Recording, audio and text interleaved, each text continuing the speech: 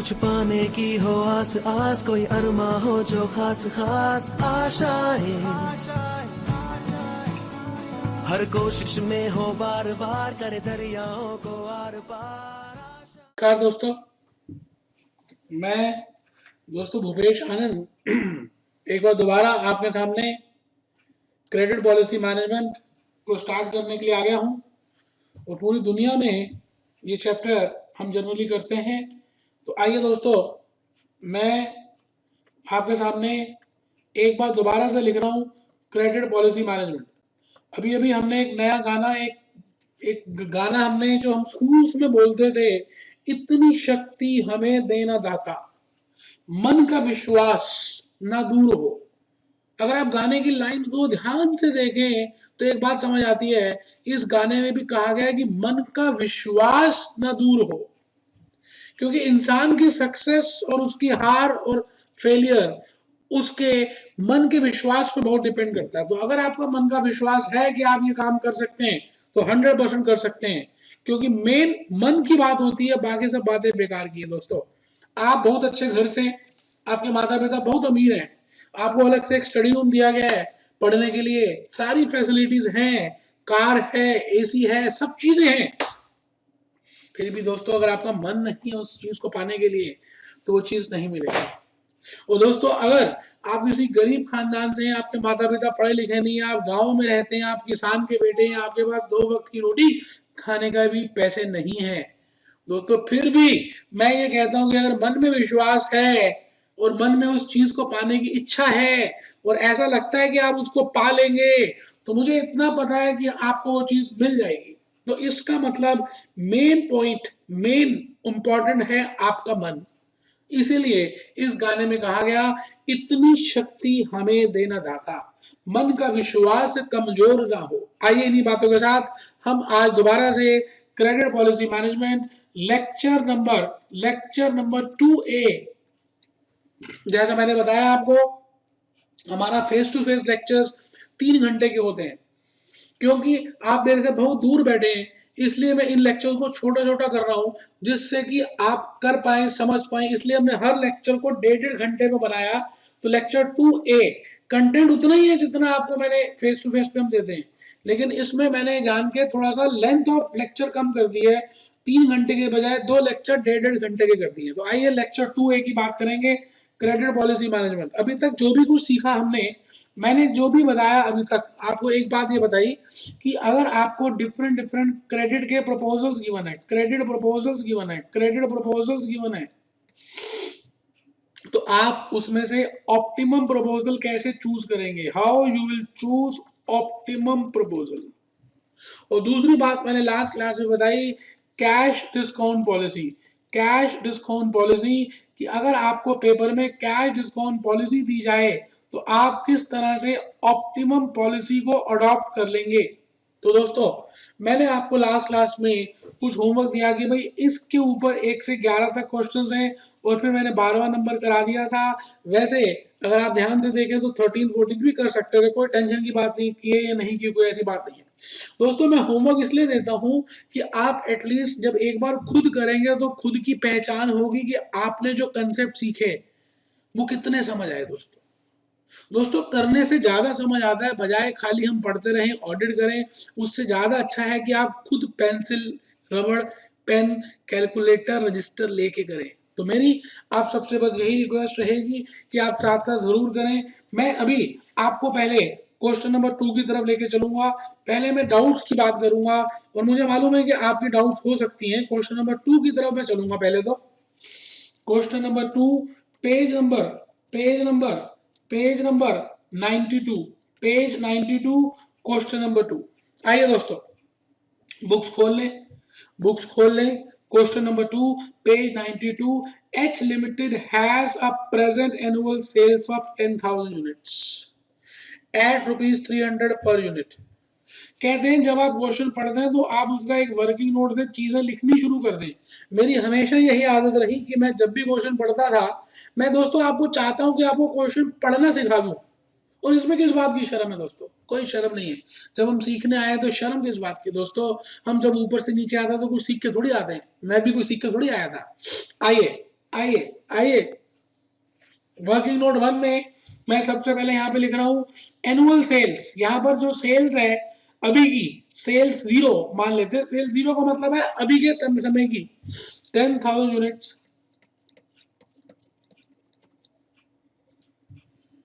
Selling price है ₹300 per unit, और variable cost है ₹200 पर यूनिट, और फिक्स कॉस्ट है 3 लाख रुपीस पर एनम। मान लेते हैं पर एनम नहीं भी लिखा होता तब भी मैं इसको पर एनम मान ही लेता, क्योंकि फिक्स कॉस्ट पर एनम दी होती है, या कुछ भी ना दिया होता हम पर एनम ले लेते हैं। The present credit terms allowed by the company is 1 month, credit period is 1 month. आज हम 1 महीने का उधार दे रहे हैं। The company is considering a proposal to increase its credit period to, और ये जो 1 महीने का है इसकी जगह 2 महीने का भी करना चाह रही है या 3 महीने का भी करना चाह रही है, ऐसा कंपनी ने कहा है। अगर वो 2 महीने का या 3 महीने का कर देगी तो कुछ सेल्स में इंक्रीज हो जाएगा और कुछ बैड डेट्स भी बढ़ जाएंगे। There will be increase in fix cost, और कुछ फिक्स कॉस्ट भी बढ़ जाएगी by ₹50,000 if sales increase beyond 25%। इसका मतलब अगर आप 2 महीने की क्रेडिट पीरियड कर देते हैं तो सेल्स तो 15% से बढ़ेगा, यहाँ पर फिक्स कॉस्ट नहीं बढ़ेगी। बट अगर आप 3 मंथ्स का कर देते हैं, if you do credit period of 3 months then your increase in sales will be 30%। It means यहाँ पर फिक्स कॉस्ट 50,000 से बढ़ जाएगी। बिल्कुल ठीक है। क्वेश्चन की लैंग्वेज आप देख लीजिए, फिर आगे लिखा हुआ है the company plans on a pre tax return of 20%, underline कर दीजिए 20% ऑन रिटर्न और इन्वेस्टमेंट्स।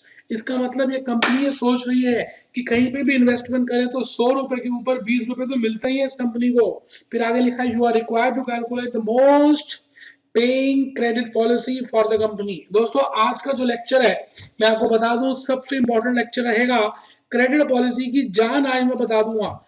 आज की क्लास का एजेंडा समझ लीजिए, पहले तो मैं डाउट्स लेने वाला हूं और इसके बाद मैं कुछ थ्योरी के क्वेश्चंस करने वाला हूं, थ्योरी के क्वेश्चंस करूंगा और फिर मैं कुछ कंसेप्ट बताऊंगा और इन कंसेप्ट को लेके ऊपर मैं 1-2 क्वेश्चंस कराऊंगा। तो कुल मिलाकर आज हम पहले क्वेश्चन नंबर 2 से लेकर क्वेश्चन नंबर 11 तक की डाउट्स डिस्कस कर रहे हैं दोस्तों। फिर मैं आपको थ्योरी के कंसेप्ट बताऊंगा, थ्योरी के क्वेश्चन आंसर लेके जाऊंगा और फिर मैं कंसेप्ट में जाऊंगा। तो आइए हम शुरू करें। क्वेश्चन नंबर 2 में ये बात लिखी हुई है you are required to calculate the most paying, लिखा हुआ है the most paying credit policy. सबसे जो पेइंग क्रेडिट पॉलिसी है उसको बताना है। मोस्ट पेइंग क्रेडिट पॉलिसी, तो मोस्ट पेइंग मतलब ऐसी क्रेडिट पॉलिसी जहां पर सबसे ज्यादा प्रॉफिट आए उसी को तो बोलेंगे पेइंग। बहुत बढ़िया। आइए दोस्तों हम शुरू करें, क्वेश्चन नंबर 2 की तरफ चले। क्वेश्चन नंबर 2 हम आज ज्ञान की गंगा में बहते चले जाएंगे और हम आगे चलते जाएंगे। आइए दोस्तों क्वेश्चन नंबर 2 स्टेप नंबर 1 में पहले लिख रहा हूं statement showing calculation of alternative proposals. Statement showing calculation of alternative proposals. Proposal number 1 या मैं समझता हूं इसको आप लिख सकते हैं एग्जिस्टिंग सिचुएशन या स्टेटस को to grant credit of 1 month, to grant credit of 1 month. Proposal number 2,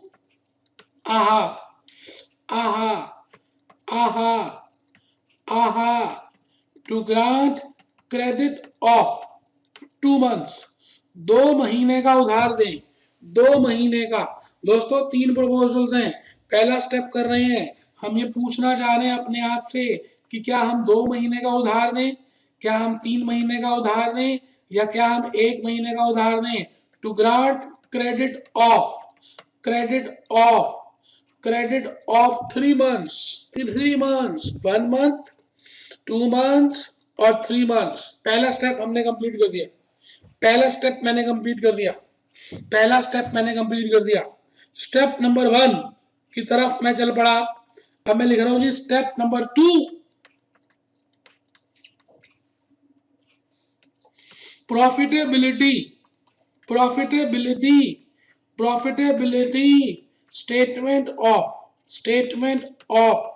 alternative proposals, profitability statement of alternative proposals. Alternative proposals की हम क्या करेंगे, प्रॉफिटेबिलिटी स्टेटमेंट बनाएंगे। चलिए जी, मुझे मालूम है कि आपने होमवर्क में इसको किया है, लेकिन स्टिल मैं कर रहा हूं जिससे कि आपको थोड़ा सा समझ आए। सेल्स, सेल्स ध्यान से देखिएगा, ध्यान से देखिएगा।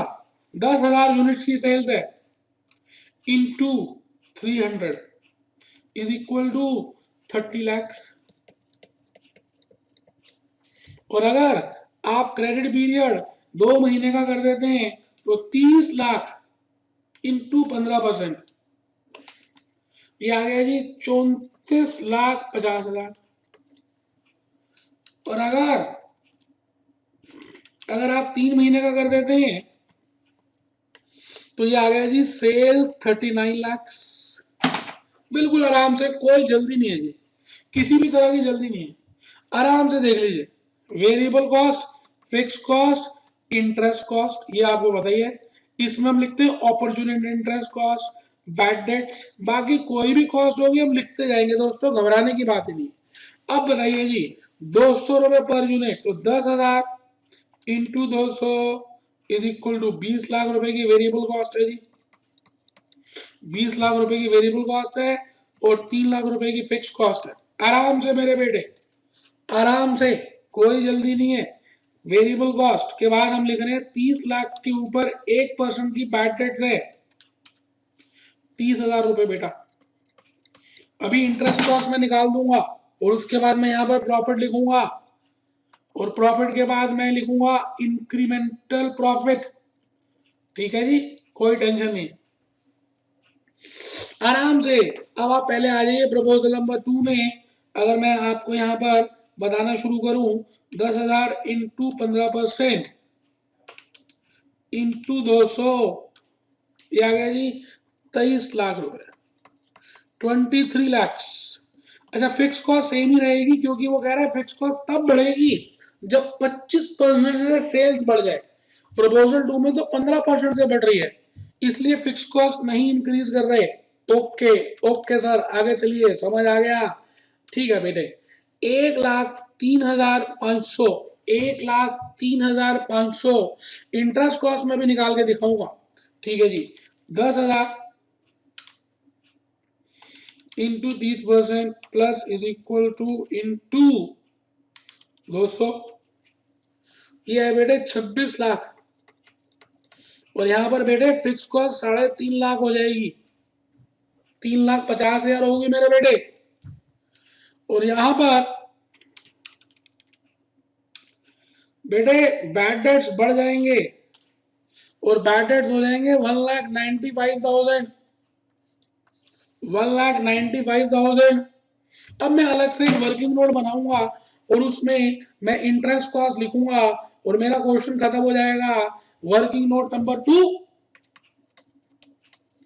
Statement showing calculation of opportunity interest cost, existing position, proposal 1, proposal 2, या 1 लिख सकते हैं, 2 लिख सकते हैं, 3 लिख सकते हैं। मैंने ऐसे लिखा है, आप उसमें टेंशन छोड़ दें। Credit period, credit period 1 month, 2 month, 3 months, 1 month, 2 month, 3 months. यहां पे लिख रहे हैं cash operating cost, cash operating cost, cash operating cost. आपको पता है कैश ऑपरेटिंग कॉस्ट में निकालते हैं, ये पिछली क्लास में फर्स्ट क्वेश्चन में बताया था। आप चेक करिए, कैश ऑपरेटिंग कॉस्ट में 2 ही चीजें आती हैं, क्या क्या बताइए, क्या क्या? कैश ऑपरेटिंग कॉस्ट में एक तो आती है वेरिएबल कॉस्ट और दूसरी आती है फिक्स कॉस्ट। तो 23 लाख पहले केस में, 23, 23 lakhs, 26 lakhs, आराम से 23, 26 और 29, 50, 29,50,000। ये बात मैंने आपको फर्स्ट क्वेश्चन में बताई थी, ठीक है जी, बिल्कुल बताई थी सर। इन्वेस्टमेंट इन डेटर्स, इन्वेस्टमेंट इन डेटर्स। मैं तो कहता हूँ आप इसका वर्किंग नोट बनाएंगे तो ज्यादा अच्छा है। जैसे मैं प्रिपेयर कर रहा हूँ वैसे मुंह जवानी भी कर सकते हैं, लेकिन मैं समझता हूँ कि आप करेंगे तो नंबर आए दोस्तों इस बात के भी। तो 1/12 इंटू 23 लाख, ये आ गया जी 1,91,667 इंटू 2/12, ये आ गया जी 4,33,333 इंटू 3/12, ये आ गया जी 7,37,500। दोस्तों मैं आपके लिए खुद कैलकुलेटर पे कर रहा हूँ, मैं डायरेक्टली नहीं लिख रहा, क्योंकि मुझे पता है कि मैं करूंगा तो आप करेंगे, लेकिन आप ईमानदार बच्चे हैं, आप जरूर कैलकुलेटर पे करेंगे। मुझे इतना विश्वास है आपके ऊपर, क्योंकि आपकी जीत मेरी जीत है, इस बात को समझ लीजिए। आप जीतेंगे तो मैं जीतूंगा, भले आप मेरे को अपनी जीत नहीं भी बताएंगे फिर भी मुझे पता है कि मैं जीतूंगा। आइए, मेरे को जीतना है दोस्तों, मैं कभी हारा नहीं, मैं जीत के दिखाऊंगा। आइए आइए आइए दोस्तों, इंटरेस्ट कॉस्ट 20% दिया हुआ है, तो आप बताइए जी 191,667 इंटू 20%, ये आ गया जी 38,000,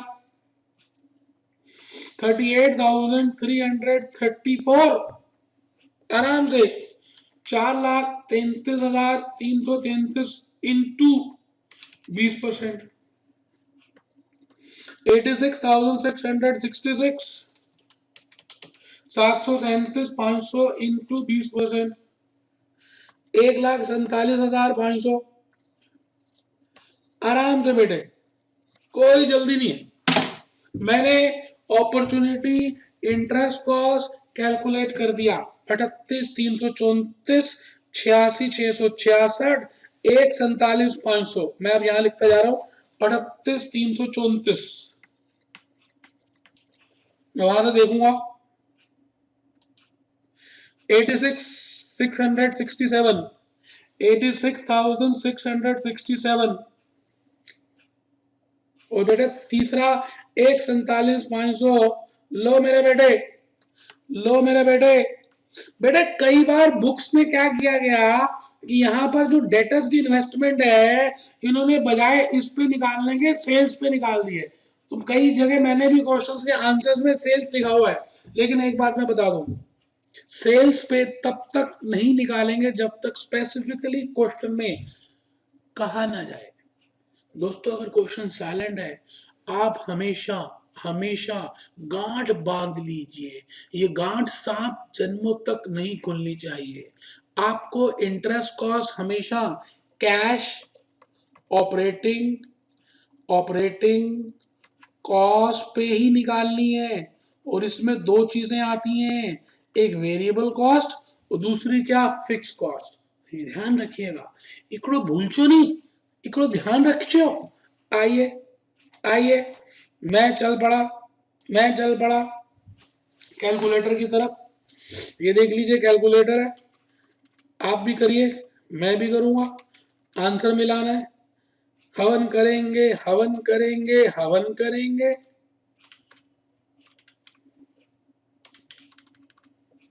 ये बेटे आ गया 6,31,666 मेरे बेटे, मेरे बच्चे, आगे आ जाओ मेरा बच्चा। -23 लाख, -3 लाख, -667, -1,03,500, ये बेटे आ गया 6,59,833। आ जाओ मेरे बेटे, 39 lakhs, -26 lakhs, -3,50,000, माइनस 1,47,500। कर लो ना बेटे, करो ना हिम्मत, करो ना हिम्मत। 6,07,500 आ गया मेरे बेटे, आराम से आराम से। अब आप इंक्रीमेंटल प्रॉफिट निकाल लीजिएगा। मैं कहता हूं जी इंक्रीमेंटल प्रॉफिट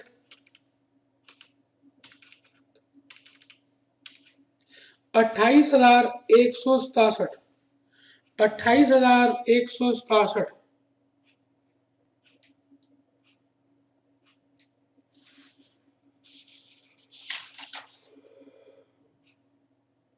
बिल्कुल आंसर ठीक आ गया मेरे दोस्तों। मैंने तो वैसे सोल्यूशन भी दे दिया आपको, हाय राम, मैंने तो पेज में सोल्यूशन भी कर दिया। 28,167 रुपए का इंक्रीमेंटल बेनिफिट है। लिखिए जी step number 3, step number 3 recommendation, recommendation लिखिए। स्टेप 3 रिकमेंडेशन, द मैनेजमेंट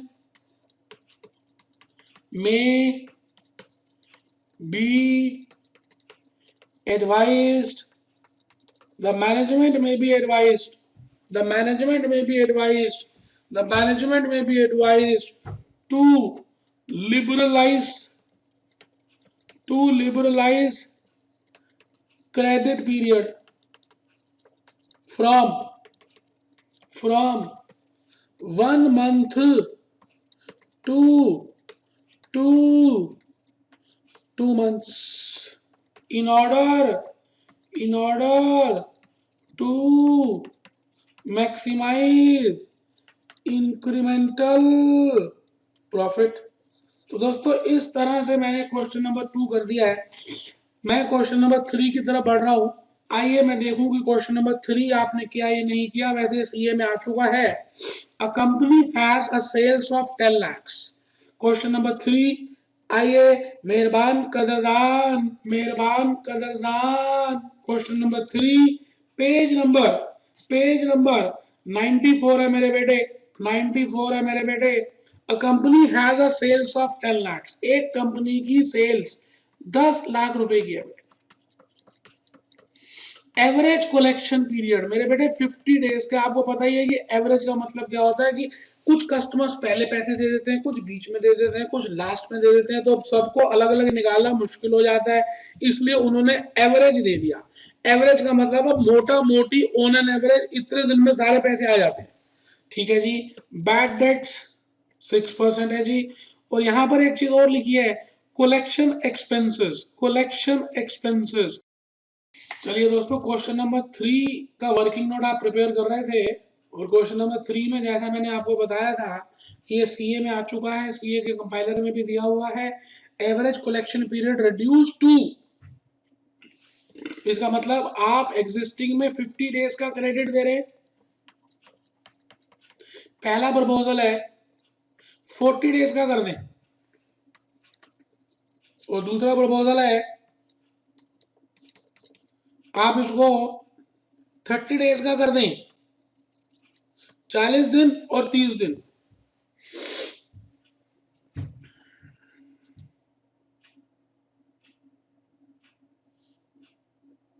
तो फिर बैड डेट्स भी कम हो जाएंगे और कलेक्शन एक्सपेंसेस बढ़ जाएंगे। बड़ी सिंपल सी बात है, लॉजिक समझ आ ही रहा है। रिलेशनशिप है कलेक्शन एक्सपेंसेस का और बैड डेट्स का। ठीक है जी। Evaluate the program which is viable, मुझे लगता है बहुत इजी है, फिर भी मैं आपको करके दिखाऊंगा क्योंकि आप मेरे से दूर बैठे हैं और मुझे उम्मीद है कि आपने ट्राई तो जरूर किया होगा। अब ट्राई किया है आपने, अपना धर्म निभाया, तो मेरे को भी अपना धर्म निभाना है।